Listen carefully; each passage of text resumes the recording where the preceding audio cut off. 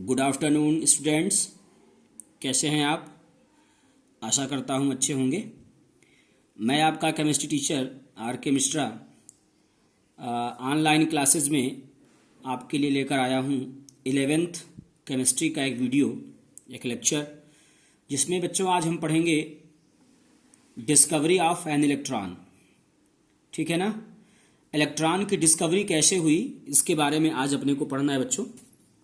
पिछले वीडियो में हमने बेसिक कंसेप्ट के बारे में बात करी थी, तो आज पढ़ेंगे एटॉमिक स्ट्रक्चर में कि आखिर इलेक्ट्रॉन की डिस्कवरी कैसे हुई, है ना बच्चों। हमारे चैनल को आप सब्सक्राइब कर लें और बेल आइकन को भी प्रेस कर लें, ताकि जब भी कोई नया वीडियो अपलोड किया जाए तो इसकी सूचना आपको मिल जाए। ठीक है ना बच्चों। जब से डाल्टन की एटॉमिक थियरी एग्जिस्ट में आई थी, जब से एग्जिस्टेंस में थी डाल्टन की एटॉमिक थियरी, उसके बाद से कई प्रश्नों के उत्तर वैज्ञानिकों के दिमाग में नहीं आ रहे थे। लगातार कई प्रश्नों पर बातें हो रही थी, जैसे how we can account for the stability of an atom. हम परमाणु की स्थायित्व के विषय में कैसे बात करें, आखिर परमाणु का स्थायित्व कैसे है, इसको जानना। Why behavior of one element is different from the other in term of both physical and chemical properties। एक परमाणु का दूसरे एक तत्व का दूसरे तत्व के साथ उसके भौतिक और रासायनिक गुणों में भिन्नता कैसे है ना। ये कुछ ऐसे प्रश्न थे जिनके विषय में वैज्ञानिक लगातार चिंतन कर रहे थे। तो इस विषय में बच्चों एक एक्सपेरिमेंट किया गया। साइंटिस्ट थॉमसन, विलियम क्रुक्स, इन लोगों ने मिलकर एक एक्सपेरिमेंट किया बच्चों। उस एक्सपेरिमेंट को आप यहां देख रहे हो, जैसा कि आप अपने स्क्रीन पे देख रहे हो। एक डिस्चार्ज ट्यूब लिया गया है, ध्यान से देखना आप इसको, थोड़ा नीचे से।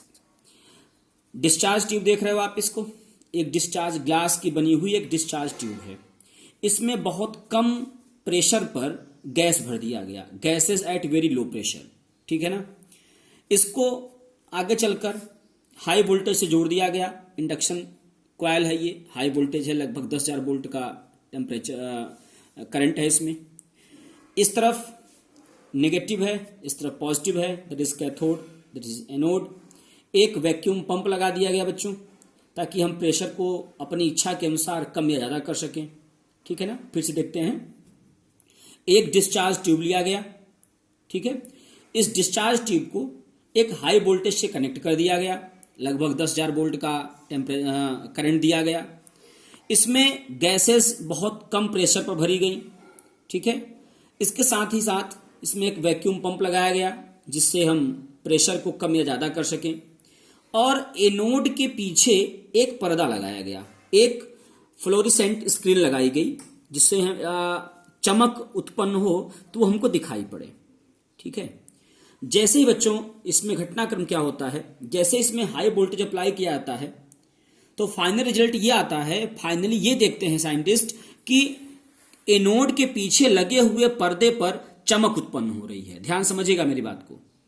जैसे ही ये पूरा सेटलमेंट किया गया डिस्चार्ज ट्यूब में, हाई वोल्टेज जब अप्लाई किया गया इस तरीके से गैसेस को बहुत ही कम प्रेशर पे रख के, तो ये देखा गया कि एनोड के पीछे जो फ्लोरेसेंट लाइट लगी हुई है, वहां पर्दा जो लगा हुआ है उस पर ग्लो, चमक उत्पन्न हो रही है। अब ये बात उठने लगी कि आखिर ये चमक कैसे आ रही है। तो बाद में अध्ययन करके ये मालूम चला बच्चों कि कैथोड की तरफ से कुछ इनविजिबल रेज आ रही हैं, जो एनोड के पीछे लगे हुए इस स्क्रीन पर ग्लो प्रोड्यूस कर रही हैं। इन इनविजिबल रेज को कैथोड रेज कहा गया। क्या कहा गया? Cathode rays. क्योंकि ये कैथोड की ओर से निकल रही थी, इसलिए क्या कहा गया? इनको कैथोड रेज कहा गया। बच्चों बाद में अध्ययन से ये मालूम चला कि ये कैथोड रेज एक प्रकार के बहुत ही माइक्रोस्कोपिक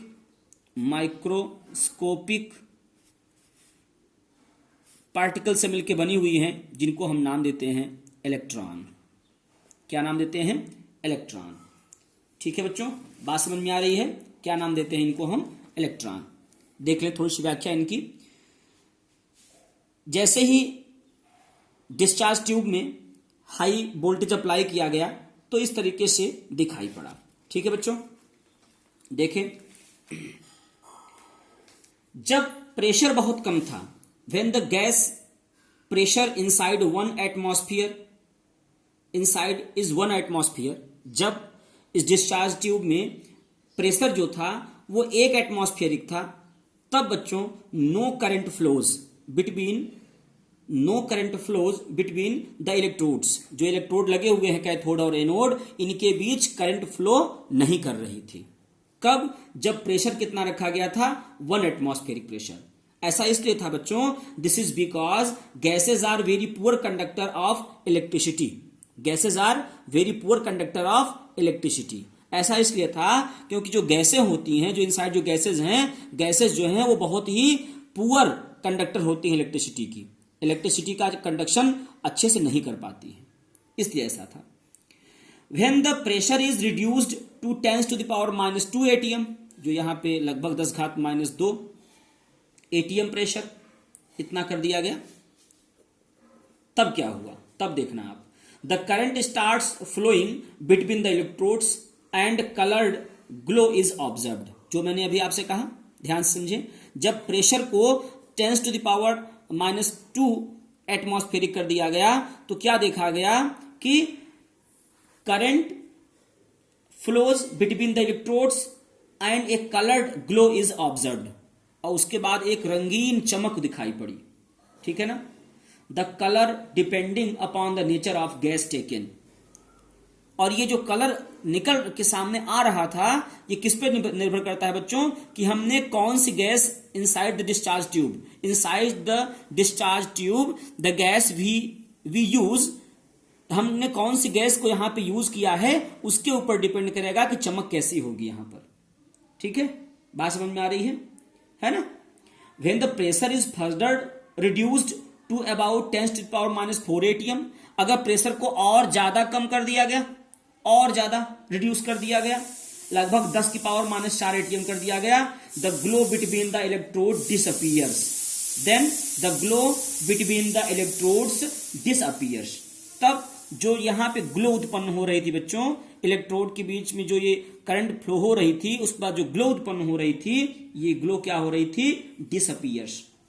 ये चमक नहीं दिखाई दे रही थी, but the current continues to flow, लेकिन करंट लगातार बह रहा था। ध्यान रखना, ग्लो नहीं आ रही थी, बस केवल चमक नहीं आ रही थी, केवल चमक नहीं आ रही थी, बाकी करंट फ्लो कर रहा था, है ना? कब? जब प्रेशर को और रिड्यूस कर दिया गया, 10 to the power -4 atm कर दिया गया, तब, है ना? तो current continues to flow, and if a perforated anode is used, a faint greenish glow is observed on the glass of wall behind the anode. This shows that some invisible rays are emitted from the side of cathode, which passes through the hole of anode and strikes the glass wall. These rays are called cathode rays. ठीक है ना? Explanation समझ में आ रही है आपको? तब ये देखा गया कि कैथोड की साइड से कुछ इनविजिबल रेज निकल रहे हैं जो एनोड के यहां लगे हुए स्क्रीन को पार करके और ग्लो प्रोड्यूस कर रहे हैं बच्चों। ठीक है ना? और इन रेज को क्या कहा गया? कैथोड रेज कहा गया। इनको क्या कहा गया? कैथोड रेज कहा गया। क्योंकि ये किरणें कैथोड की तरफ से निकल रही थी, बाद में अध्ययन से क्या मालूम चला कि ये जो किरणें हैं वो किसकी बनी हुई हैं? माइक्रोस्कोपिक और यूनिट नेगेटिव चार्ज पार्टिकल, जिसको हम इलेक्ट्रॉन कहते हैं, उससे बनी हुई है। ठीक है बच्चों, अब हम कुछ इनके प्रॉपर्टीज के बारे में बात कर लेते हैं। ये सबसे पहली प्रॉपर्टी तो बच्चों ये होती है, from the various experiment carried out by J Thomson and William Crookes, the cathode rays have been found to possess following properties. बाद में ये मालूम चला कि ये कैथोड रेज कई टाइप की प्रॉपर्टीज दिखाती हैं। ये सबसे पहला क्या होता है बच्चों? सबसे पहला ये होता है कि cathode rays always travel straight. ये हमेशा सीधी चलती है। सबसे पहला, ये हमेशा कैसे चलती हैं? बिल्कुल सीधी चलती हैं, एकदम सीधी रेखा में चलेंगी। दूसरा क्या? They produce a sharp shadow on the solid object placed in their path. This so that cathode rays travel straight in the line. If a light paddle wheel mounted on an axle is placed in their path, the wheel begins to rotate. This shows that cathode rays are made up of material particle. कहने का sense है, अगर cathode rays के रास्ते में, जैसे ये cathode raise निकल रही है बच्चों, है ना, इनके रास्ते में एक पहिया रख दिया जाए, माइका का बना हुआ पहिया रख दिया जाए मान लो, तो ये देखा जाता है कि ये पहिया जो है वो थोड़ा सा मूव कर जाता है, हिल जाता है, जो हमको ये बता रहा है कि कैथोड रेज किससे बनी हुई है, मटेरियल से बनी हुई है। किससे बनी हुई है बच्चों? कैथोड रेज मटेरियल पार्टिकल से बनी हुई है। किससे बनी हुई है? मटेरियल पार्टिकल से मिलके बनी हुई है। ठीक है, तो आशा करता हूं आपको ये एक्सपेरिमेंट जो है वो कैथोड रेज का वो समझ में आ गया होगा। इसकी नेक्स्ट प्रॉपर्टीज के विषय में फिर अगले वीडियो में चर्चा करेंगे। तब तक के लिए थैंक्स।